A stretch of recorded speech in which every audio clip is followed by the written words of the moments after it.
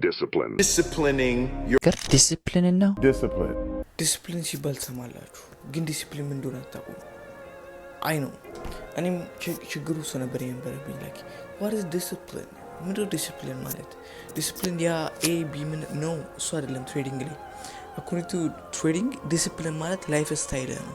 ለምሳሌ በየቀኑ ተነስቶ ስፖርት የሚሰራ ቀዝቃዛ ሻወር ወስዶ ሜዲቴት አድርጎ ትሬድ የሚያደርግና ማርኬት ኦፕን ሲያደርግ ገብቶ ባይ ሴል ብሎ የሚወጣ ሰው እኩል ሪዛልት አያገኝም። ያ ነው ዲሲፕሊን። ዲሲፕሊን ማለት አረጋዋለሁ ያልከውን ነገር አለማድረግ ትሬዲንግ ላይ አፌክት ያደርጋል።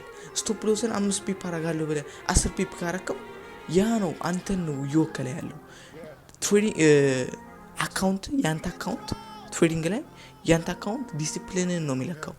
ኦኬ ዲሲፕሊን ሲባል ምን ማለት ነው?